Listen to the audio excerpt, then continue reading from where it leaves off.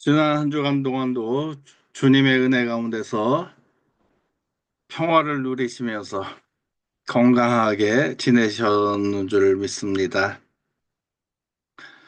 혹 아프신 분들은 저한테 연락 주시면 제가 위해서 드리겠습니다.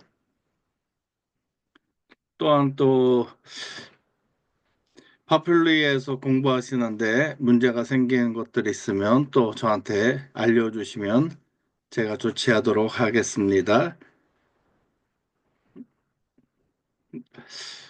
계속 여러분들 이제 반 이상 지나왔습니다. 3분의 2 정도 지나왔는데 마지막 남은 시간 더 열심히 공부하는데 힘을 쏟으시기 바랍니다. 이제 또 PPT 보면서 오늘 공부하도록 하겠습니다.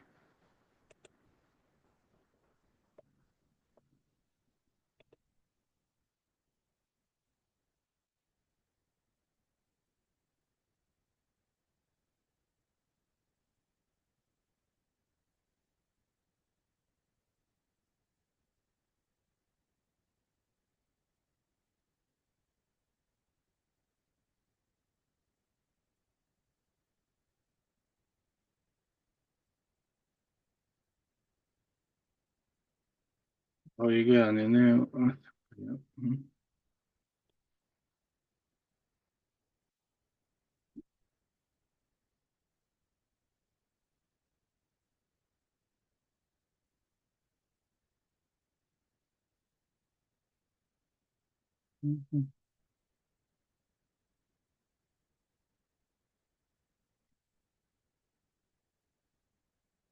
예, 오늘은 특별히 MZ 세대에 대해서 좀 살펴보고자 합니다.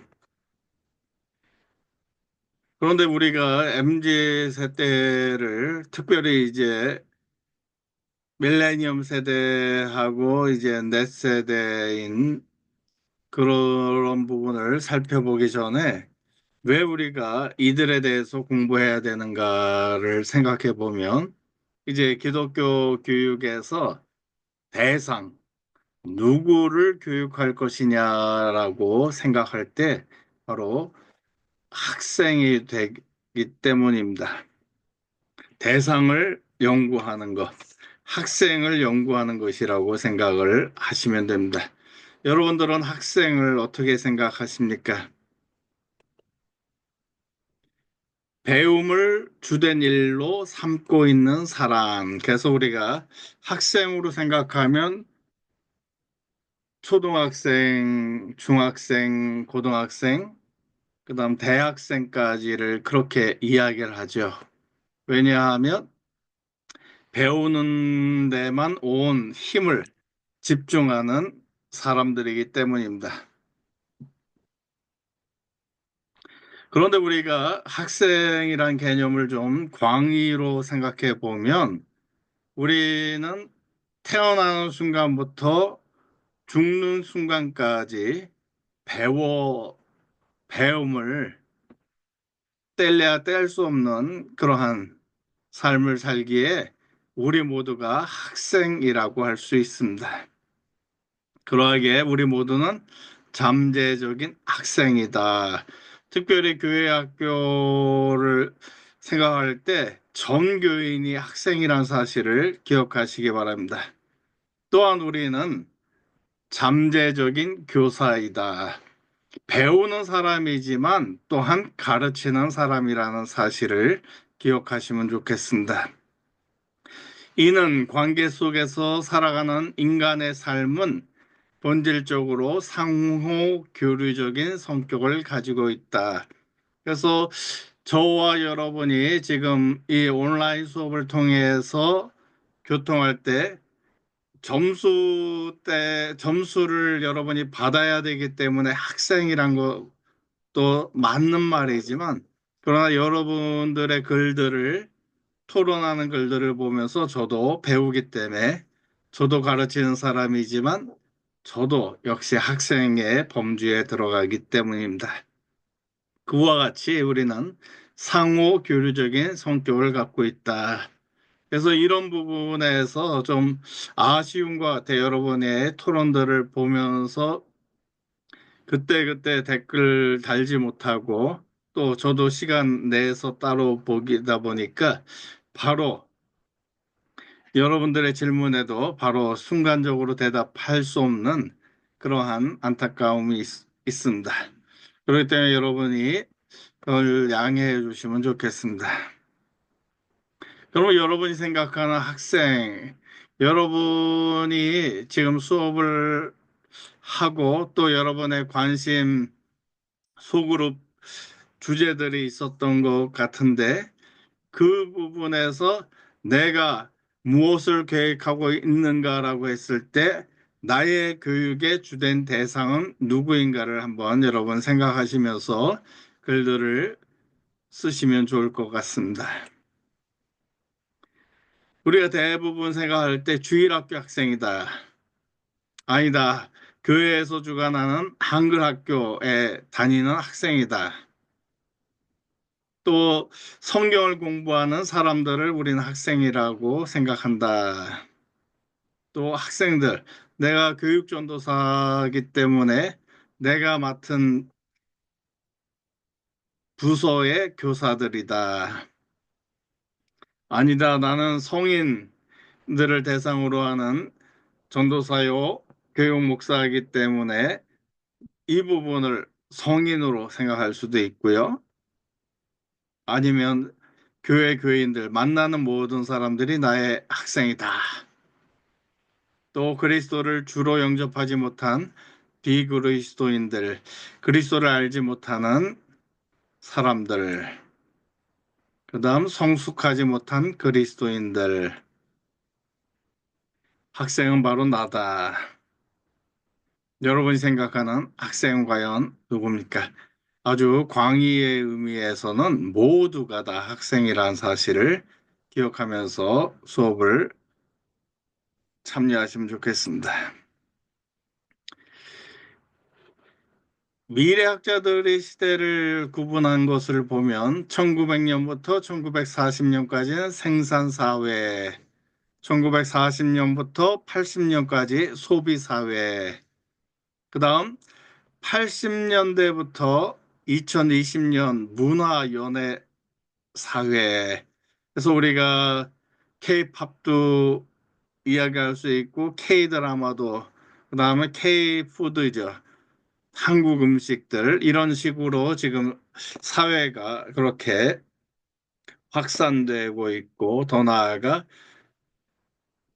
글로벌리제이션 전 세계화되는 지구촌화되는 것으로 인해서 이제는 실시간으로 한국에서 드라마가 나오면 또 그것을 번역해서 또 해적판들에서 한국 소식을 더 가장 빨리 전하는 것들도 보게 됩니다. 그만큼 한국의 문화에 대해서 또 전 세계의 연예인들이, 셀럽들이 어떤 일을 하는지를 실시간으로 알다 보니까 이것이 아주 큰 비즈니스가 되었습니다. 그 다음 2020년부터 2060년까지는 교육사회다. 그래서 요즘 우리가 알다시피 유명한 대학의 강의들이 무료로 웹사이트에 공개 강의들이 많이 나온 것을 우리가 또 보게 됩니다. 그 다음 2060년에서 2100년까지는 창조사회다. 그렇게 이야기들을 합니다. 이 표를 한번 자세히 보시는데 지금 우리가 초점하는 것들은 과거의 시간들보다 1980년대부터 2020년, 2020년에서 2060년 요 부분을 좀 집중해서 보시기 바랍니다. 인구, 남반부 인구의 북반부 이민, 남반부 지구촌을 봤을 때 남반부에 있는 사람들이 북반부로 올라왔다는 겁니다. 그 다음 식민지들이 독립을 했고 그 다음 계속 강조했던 게 피임. 그리고 2020년부터 60년 보면 이제 고령화 사회로 진입을 하고 인구의 역삼각형 구도, 어린아이들이 점점 감소하는 지금 인구 절벽 시대라고 그렇게까지 얘기하는 걸 좀 봐주시면 좋겠습니다. 건강은 암, 순환기 질환 증가, 에이즈 확산, 자가의약품 개발, 대규모 정신질환들이 있다. 도시화 부분을 보시면 지구촌 인구의 절반이 도시거주. 그 다음 2020년부터 26년까지는 지구촌 인구의 재배치, 그리고 사막, 또 두바이 같은 해양 도시를 그렇게 탄생시키죠. 사막에서도 도시를 세우고 바다를 메꾸면서 도시를 만드는 그러한 모습들을 우리가 잘 보게 됩니다. 환경과 농업 분야에서는 산림을 강화하고 다품종 소량 생산.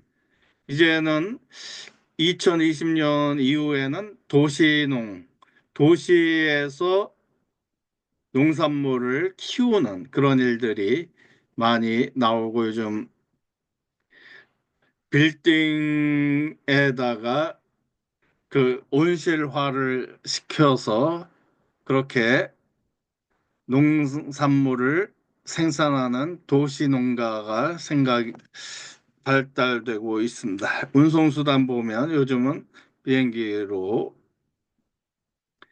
산업 보면 서비스 경제, 중소하이테크 기업 증가, 대형마트, 문화교육 산업, 디자인, 홈쇼핑 시대. 그 에너지 원자재 보시면 이제 전기 공급, 솔라 에너지, 태양 에너지, 대체 에너지 그런 시대.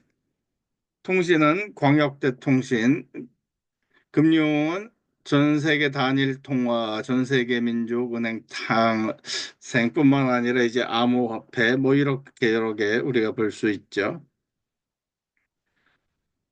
그다음 갈등 전쟁은 컴퓨터 바이러스 전쟁 이런 부분들 아직도 지역적인 종교 갈등으로 생기는 전쟁도 있고 이런 여러 가지를 한번 보시면 좋겠습니다.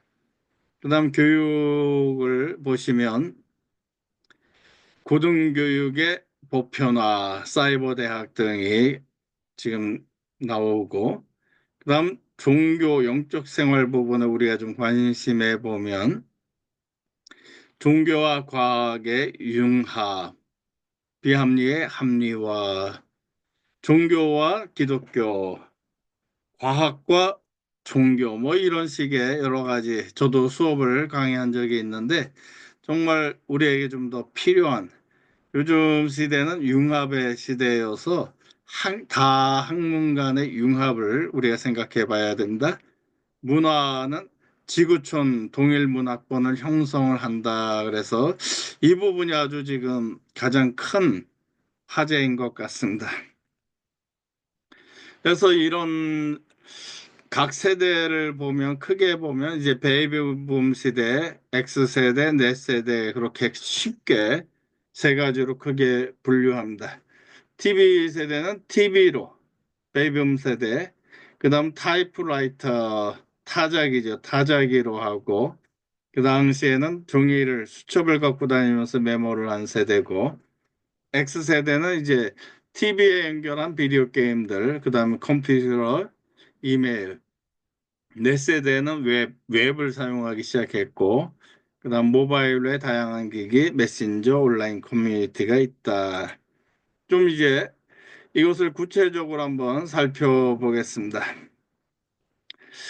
베이비붐 세대는 2차 세계대전이니까 1950년대 출산한 그런 세대를 이야기하는데 아날로그 세대고 이념 중심이고 전후 세대다.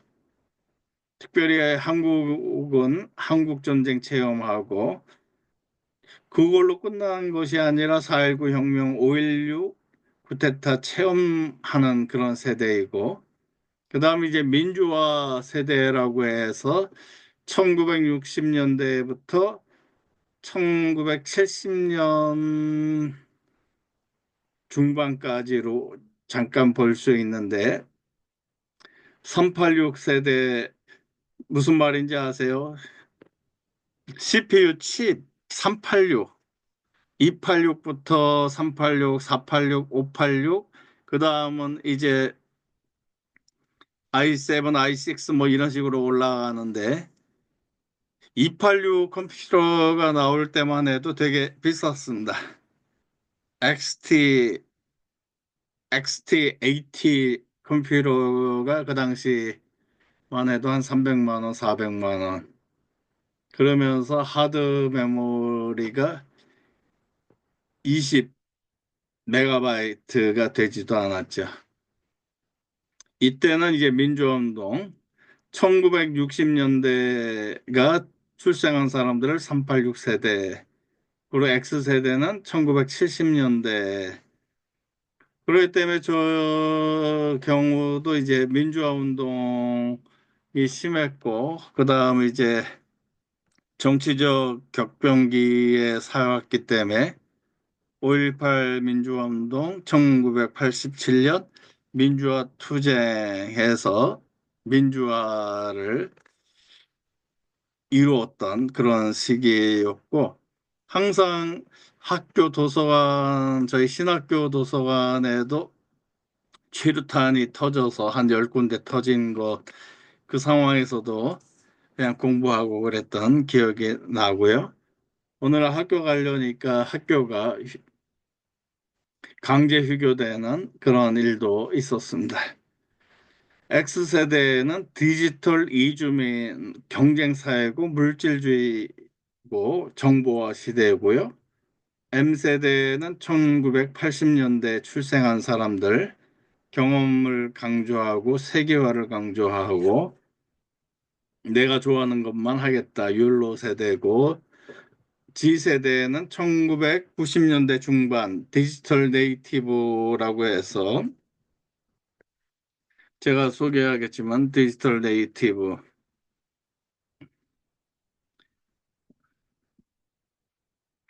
돈 뎁스콧의 그 책이 보시면 되고요. 개인주의고 현실주의고 스마트폰이 보급이 본격적으로 된 1996년부터 2010년을 그렇게 G세대라고 이야기합니다. 그래서 이들을 전화와 뗄래야 뗄 수 없는 사람들, 그래서 포노 사피엔스라고 부르기도 하고, 그 다음 이제 더 G세대를 G세대랑 알파 세대랑 분류해서 2010년 중반 이후에 태어난 세대를 알파 세대라고 이야기하는데, 이들 역시 디지털 네이티브고 개인주의고 현실주의고, 이들은 이제 공유 경제입니다. 그래서 내가 소유하는 것이 아니라 공유하는 개념이 좀 큰 차이라고 볼 수가 있습니다. 이것들에 대한 것들을 좀 보면, 웹에 대해서 몰랐고요. 웹은 PC 세대는 도구야. 월드와이드 웹, WWW 이게 아주 도구다. 그 다음 내 세대는 산소와 같다. 없으면 답답하다. 뭐 이렇게 이야기하는 것들. 그리고 요걸 한번 보시면 좋겠습니다. TV 세대는 위계에 따라서 하고요. 그 다음 PC 세대는 권위를 매력적이지 않게 여기고, 내 세대는 자신이 권위자여서 어떻게 해요? 다양한 재창조가 나오고 자기가 주관해서 유튜브도 만들고 하는 그런 내용을 우리가 볼 수가 있습니다. 넷 제너레이션 디지털 네이티브라고 이야기하는데, 디지털 환경에서 태어나고 성장하고 성인이 된 세대를 디지털 네이티브, 디지털 원주민 그렇게 표현합니다. 모든 일에서 자유를 원한다. 선택의 자유부터 표현의 자유까지 다양하다. 맞춤화하고 커스텀화하고 개인화하는 것을 사랑한다. 새로운 감시자이다. 무엇을 사고 어디서 일할지 결정할 때 기업의 성실성과 정직함을 중시 여긴다.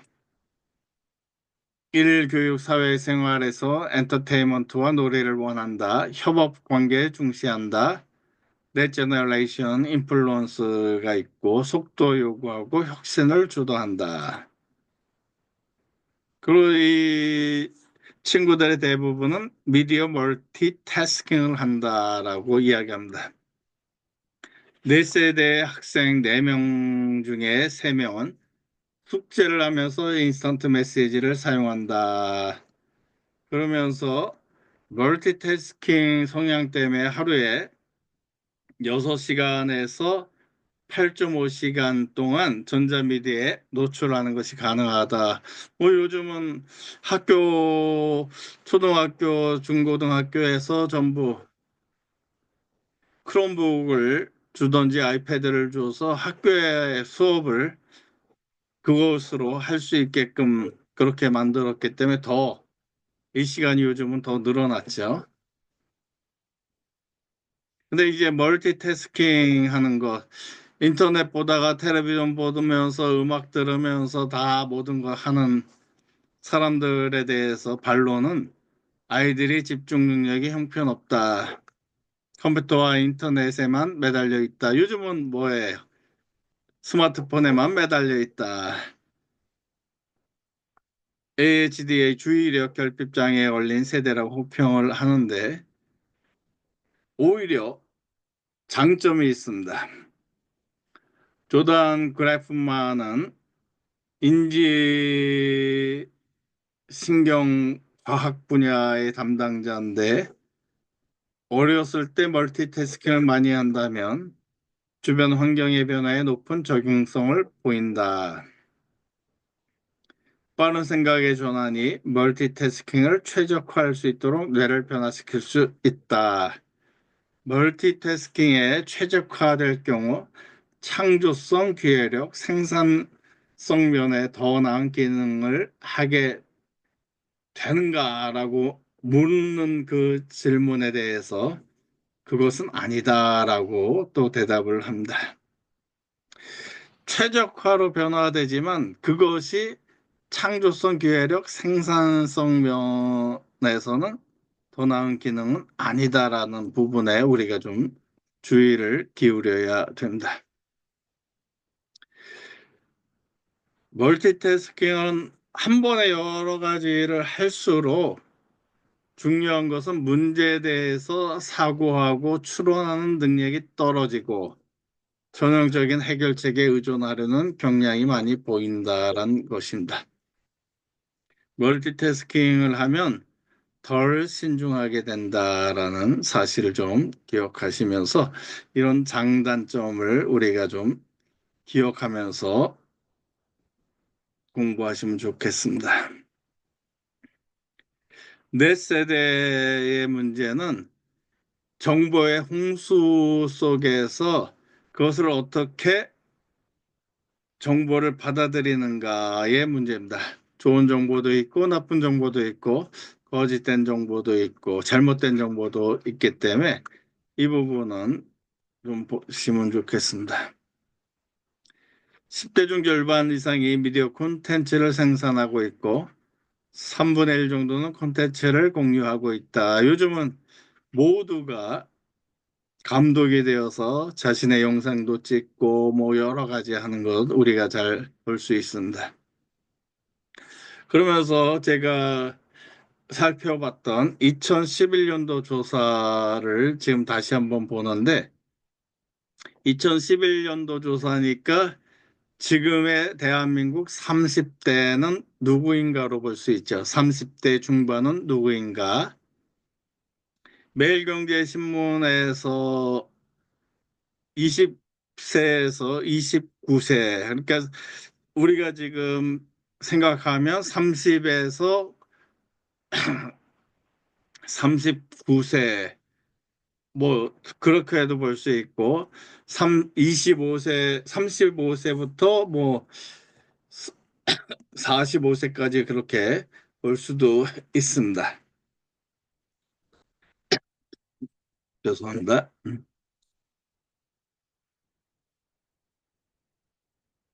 제가 이런 좀 지나간 자료를 다시 보는 것은 그때 이야기했던 것들이 요즘 맞는가를 여러분들 지금 11년 조사하니까 지금 2025년이니까 14년을 더해서 한번 생각해 보시면 좋겠습니다.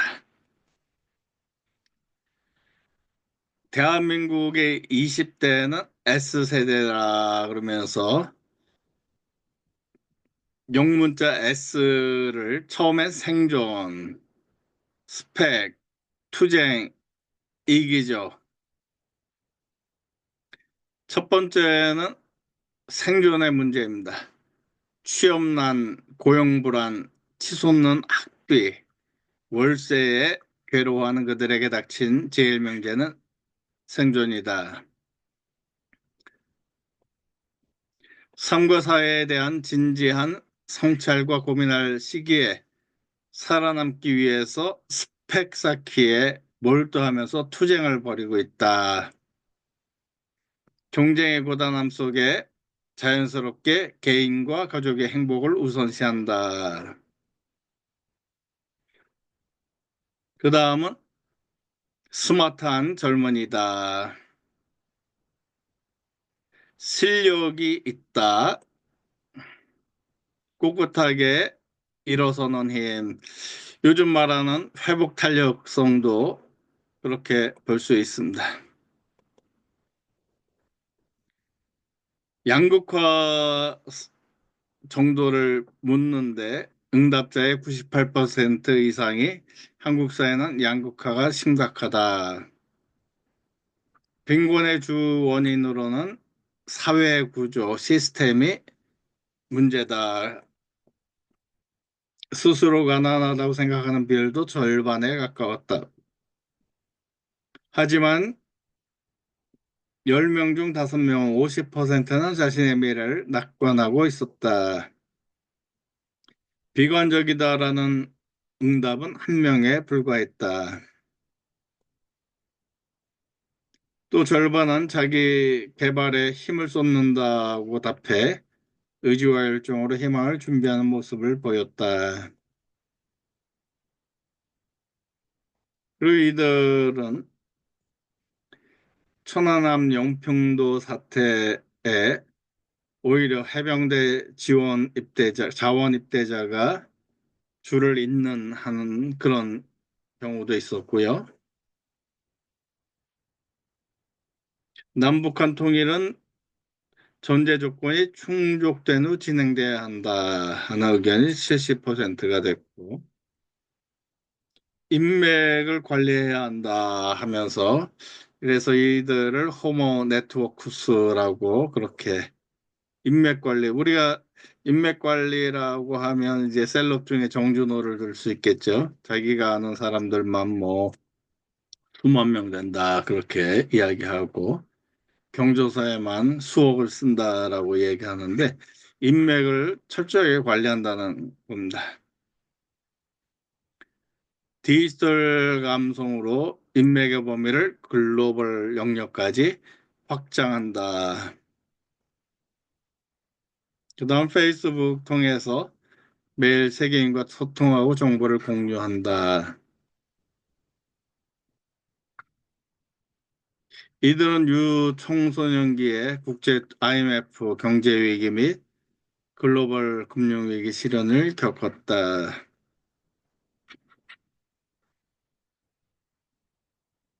당당함과 자신감, 충만한 열정은 갖고 있지만 양극화와 취업난에 힘겨워한다.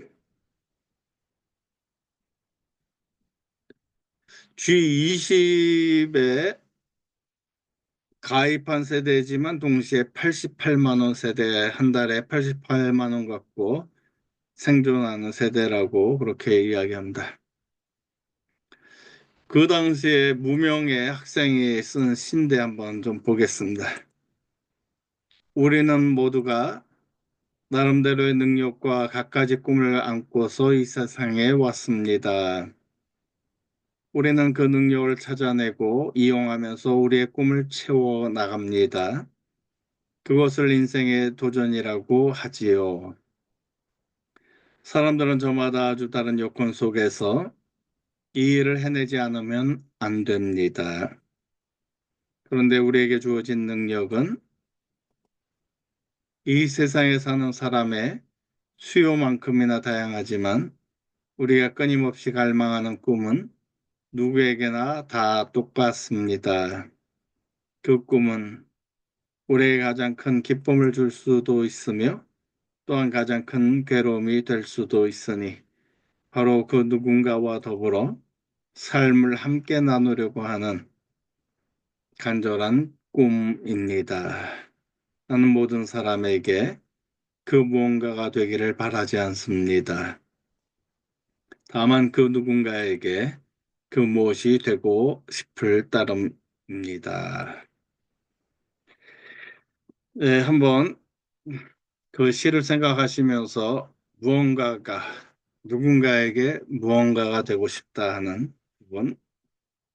제가 여러분들 이제 토론하는 주제로 한국의 MZ와 미국의 MZ 세대의 차이가 있는가라고 했을 때 그걸 잘 모르시는 분들이 있을 것 같아서 요 강의들 했으니까 한번 보시면서 공감하는 부분에 대해서 좀 글을 토론하는 글을 써주시면 좋겠습니다.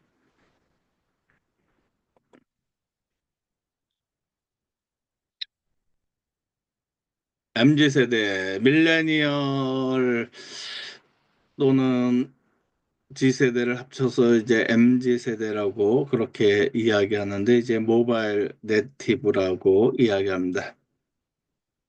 디지털 환경에 익숙해져서 자신의 개성을 중시하고 재미를 추구하고 사생활 존중, 태어나면서 스마트폰을 쓰고 텔레비전 리모트를 컨트롤을 사용하는 겁니다. 그런데 이 MZ 세대로 구분하는 거기 때문에 특별히 밀레니엄 세대와 Z 세대 간의 차이점이 존재한다. 특별히 Z 세대는 밀레니엄 세대와 묶이는 것이 이해되지 않는다 하는 반응을 보이고 있을 만큼 아주 그들이 체험하는 큰 간극이 남아 있습니다. MZ 세대는 글로벌 인구의 절반이 안 되는 42%입니다. 81년, 1981년부터 2009년생을 대상으로 하고 있는데 전체 노동 인구의 3분의 1을 차지할 만큼 경제 활동의 주축을 이루고 있는 사람이라는 사실을 우리가 기억하시면 좋겠습니다.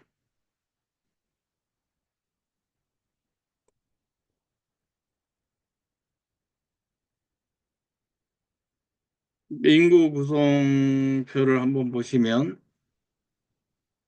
제너럴 Z 세대가 26%, 밀레니얼 M 세대가 22%, X 세대가 20%, 베이비 부모가 24%, 그레이티스트 이제 뭐 거의 보이지 않는 노년층이라고 할 수 있죠.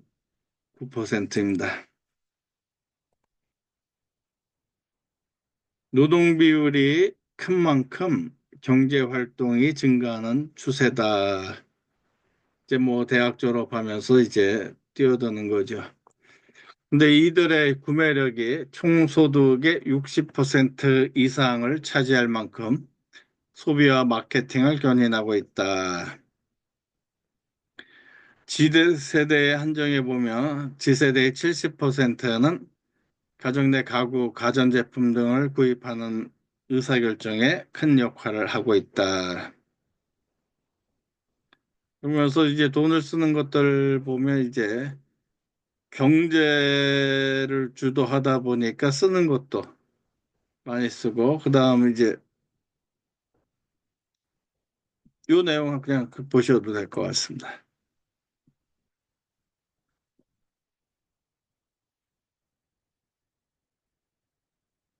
MZ세대의 세 가지 키워드는 모바일과 SNS, 자신중심의 사고, 경험과 가치 추구. 우리가 레너드 스윗의 에픽 처치할 때 이제 경험과 가치 추구, 경입니다. 잘못됐네요. 예.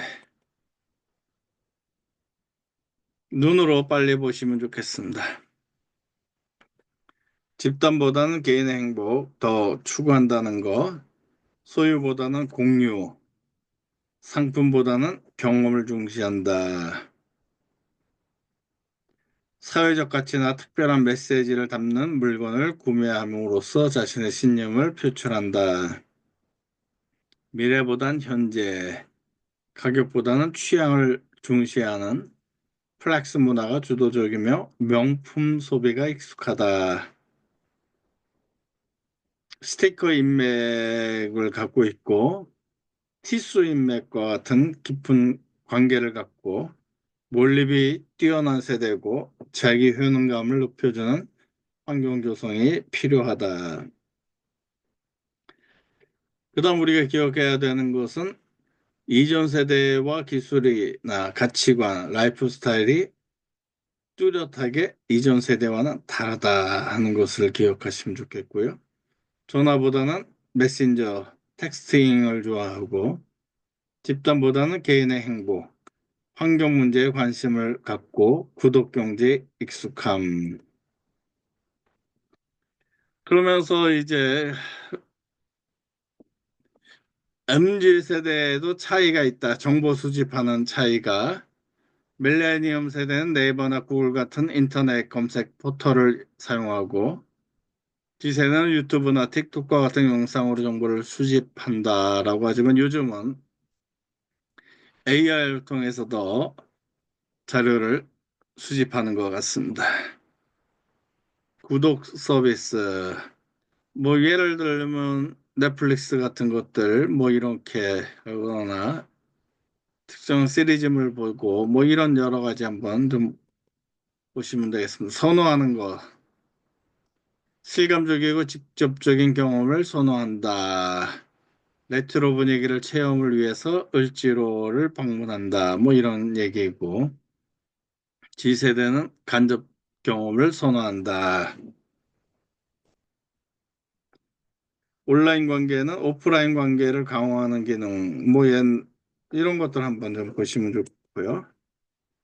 그러면서 이제 요즘 애들이 왜 이럴까? 한국에서 인사 담당자들이 이들에 대해서 이야기를 할 때 기업은 조기 퇴사율이 높은 이유를 개인 만족이 중요한 세대고 참을성이 부족하다라고 그렇게 이야기하면서 조직 문화에 어울리지 않고 이기적이다라고 그렇게 MZ 세대에 대해서 비판합니다. 또 책 한 권을 소개하면 세대 감각 제너레이션 바비 더피 지금 시대에 따라서 세대의 감각이 틀리다라는 부분들을 설명한 겁니다. 그래서 MZ 세대, 그러니까 MZ 죄송합니다. MZ 세대라고 이야기하지만 그 학자들마다 정의한 시간들이 조금씩 다른 것을 좀 보게 됩니다. 그러면서 MZ 세대라고 말할 때 사회생활 경험이 적은 2030, 20년 20살하고 30살을 깎아내리는 멸시하는 명칭으로 그렇게 사용합니다. 그래서 끈기가 없고 자기중심적이며 연봉을 쫓아 언제든 회사를 떠날 준비가 있다라는 의미로 MZ스럽다란 말이 쓰였다고 합니다. 그리고 밀레니엄 세대와 충성심의 종말이라는 포브스에 쓰인 기사에서 밀레니얼 M세대에 대해서 이렇게 표현합니다. 충성심이란 개념을 모른다. 저는 가만히 머물면 몸이 으깨질 것으로 생각해서 개구리처럼 이곳저곳 직장을 옮겨 다닌다라고 그렇게 아주 비판을 합니다. 그런데 이 부분을 우리가 자세히 보면 그 반대이다라는 것을 이야기합니다. 베이비 부모 세대도 지금의 젊은이들처럼 직장을 옮겼다고 이야기합니다. 그리고 X세대가 같은 나이였을 때보다 자발적인 직장 이동 가능성이 약 25% 낮다. 자발적인 직장 이동이 아니라는 거죠. 네, 한번 그거 기억하시면 좋겠습니다. 시대적 요인이 있었다. 교육사회 진출과 같은 생애 주기 요인, 그다음 특정한 경험을 뜻하는 코어트 요인 때문이다라고 그렇게 이야기합니다. 그러면서 이 MZ 세대를 우리 나이 드신 꼰대들은 그렇게 이야기하죠. 소통하기 싫어한다라고 하는데 아니다라고 이야기하면서 위에서 아래로 대신 수평적인 소통은 좋아한다. 업무와 사생활은 뚜렷하게 구분한다. 구분 못한다고 이야기하는데 오히려 뚜렷하게 구분하고 그 다음에 더 나아가 카카오톡이 업무용으로 쓰이는 데는 스트레스를 받는다. 휴일에도 카카오톡을 통해서 직장 상사가 명령을 하고 주말에도 오라고 일하러 오라고 하는 그런 내용들 이야기하는 겁니다. 회사의 가치와 일치하면 능률도 올라간다. 단기 퇴직의 원인은 보상에 대한 불만족, 학습 개발 기회 부족, 발전한 기회가 충분하지 않기 때문에 직장을 퇴사한다. 그런 얘기입니다. 회사를 위한 희생보다 함께 성장을 한다라고 원하기 때문에 그래서 질문 중에 회사가 이득 보기 위해 내가 손해를 입어야 한다면 86세대죠. 286, 386, 486 뭐 이런 세대들은 54.6%가 받아들인다. 밀레니엄 세대는 받아들일 수 없다. 근데 오히려 G세대는 받아들일 수 있다. 이런 차이가 있다는 겁니다. 그러면서 이런 것들은 특별히 미닝 아웃이란 개념, 그 다음에 우리가 텔레비전 프로에도 나왔던 돈줄 내기 뭐 이런 이야기들, 가심비라고, 그다음에 N차 신상 중고품에 관심을 갖고 가심비 한번 보시면 좋겠습니다. 미닝 아웃은 신념을 뜻하는 미닝. 우리 그런 내용인데 정치적, 사회적 신념 등의 소비 행위를 통해서 적극적으로 표출하는 것이 미닝 아웃이라고 이야기하고요. 예를 들면 이제 파타고니아 회사를 보면 안 입는 면 100% 수거한다. 그렇게 이야기합니다. 그러면서 수거된 티셔츠를 모아서 리사이클 티셔츠를 파는 것, 환경 오염 문제를 해결하기 위해서 그렇게 택백 프로그램 개발하고 운영 중인 그 회사, 그다음 공정무역 인증을 받는 공장에서 생산해서 노동자들의 생활과 노동 환경 개선에 기여한다. 이런 부분이죠. 좋은 미담들이 소개되면 그 가게에 돈줄 내주는 그런 아주 좋은 것들입니다. 엔차 신상 요즘 저희 아들도 가끔 구딜 가서 중고품들 잘 고르는 거 왜 가냐 저는 가지 말라고 하는데 그게 더 중요하고 그런 것들을 찾는 모습들을 많이 보고 그곳에 가서 아이들이 데이트하고 뭐 그런 오히려 저는 부자 동네 아이들은 그런 거 관심 없는 줄 알았는데 오히려 그 반대인 것들을 보게 됩니다. 이게 N차 신상이라는 거고 그리고 이제 중국어를 해 보셨냐요? 물으면 이제 중국어를 횟수가 많다는 것 보면 좋겠습니다. 알뜰하다. 그리고 가심비는 가성비가 아니라 가격 대비 심리적 만족감을 중요시한다라는 것들을 보면 좋겠습니다.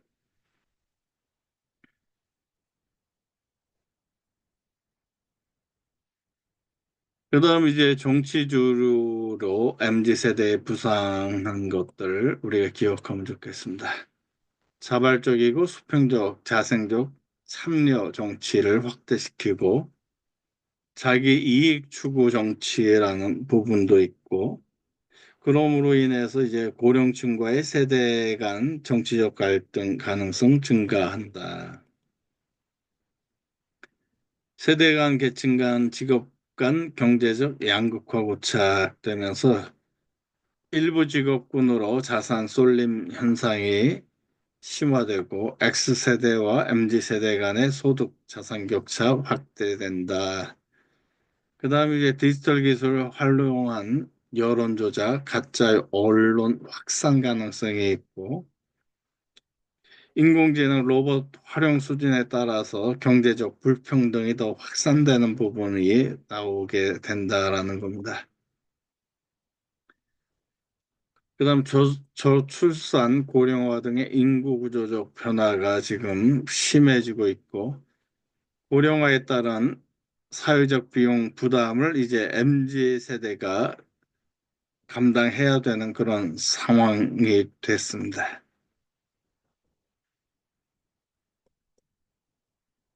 개인 행복주의와 라이프 스타일 확산 이 부분도 한번 눈으로 보시면 좋겠습니다. 그럼 이들을 어떻게 해야 되는가? 기독교 교육적인 그냥 큰 흐름만 제가 소개해 드립니다. 일상에서 신앙생활은 위축되어 있다. 코로나 이후에 그런 영향이 많은 것인데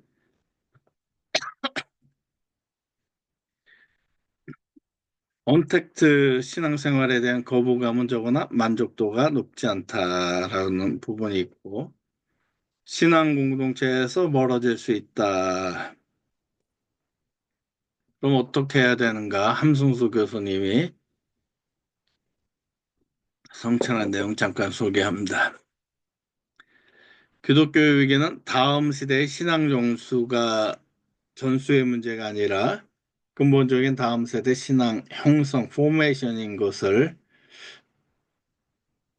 그 위기라고 인식해야 된다 하면서 특별히 이제 기독교 교육의 효능성을 높이려면 지세의 세계관과 가치관, 그들의 삶의 태도를 고려하고 이해하고 존중하는 것을 전제로 한다. 그런 개념에서 제가 오늘 MZ 세대에 대해서 이제 고령화 인구에 대해서 또 고령화 됐을 때의 그런 어떤 것을 우리가 준비해야 되는가 이야기도 나눠야 되지만 특별히 다음 세대의 신앙 형성에 대해서 우리가 생각하면서 어떻게 미주한인교회가 잘 감당해 나갈 수 있을까라고 했을 때 가장 중요한 게 MZ 세대에 대한 이해가 그리고 그들을 존중하는 것을 우리가 생각해야 됩니다.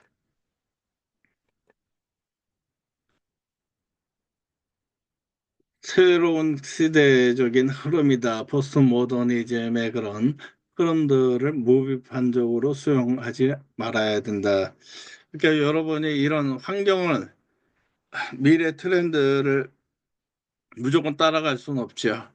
그것을 알고 어떻게 우리가 기독교적인 정신으로 그 문제를 해결하고 그 문제를 우리가 접근할 수 있는가를 이야기하는 거고, 그 다음 이제 거대 담론은 이제는 동떨어진 먼 이야기로 그렇게 생각하기 때문에 그들의 현실적인 문제에 대해서 접근해야 된다. 그러면서 기독교육의 현장 공동체이며 영역을 다시 우리가 확장시켜야 된다라는 부분을 좀 기억하시면 좋겠습니다.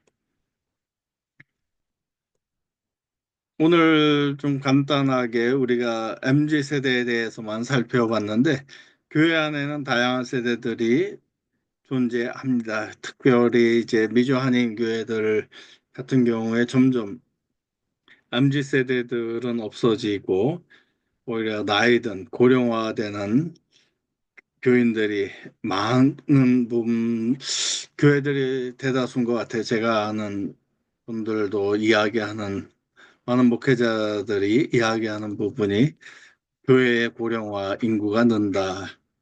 근데 젊은 아이들이 없는 그런 주일학교가 없는 그런 현 상황들이 지금 우리가 보게 되는데 그것도 지역 차이가 좀 많이 나는 것 같습니다. 유입 인구가 없는 곳은 고령화로 더 빨리 진입하고 새로운 젊은이들이 유입되는 곳은 오히려 교회 학교가 활성화되는 그런 것들을 우리가 보면서 우리 교회가 앞으로의 미래를 준비할 때 무엇을 준비해야 되는가? 첫 번째는 우리 교회의 대상은 누구인가에 대한 분석입니다. 우리 교회의 구성원들이 누구인가를 보면서 그들의 관심은 뭐고 그들이 주장하는 이야기는 뭐고 그러면서 그들의 생각을 그들의 욕구, 필요를 채워주면서 그들과 함께 적응하고 어떻게 하나님의 나라를 세워가는지를 고민하고 생각할 때 하나님께서 여러분들에게 지혜와 명철 주셔서 그 안에서 무엇을 준비해야 되고 내가 어떻게 사용해야 되는가를 알 수 있는 하나의 통찰력을 하나님께서 허락하실 것입니다. 이 수업 계속해서 제가 이제 리콰이어 영상들 많이 올리는데 그것들 다 한번 보시고 그리고 토론하는 주제를 깊게 고민하시고 수업 중 프로젝트 하는 거 아직 조인하지 못하신 분들 많은데 빨리 조인하셔서 함께 글을 쓰시면 좋겠습니다. 네, 수고하셨습니다. 다음 주에 뵙겠습니다.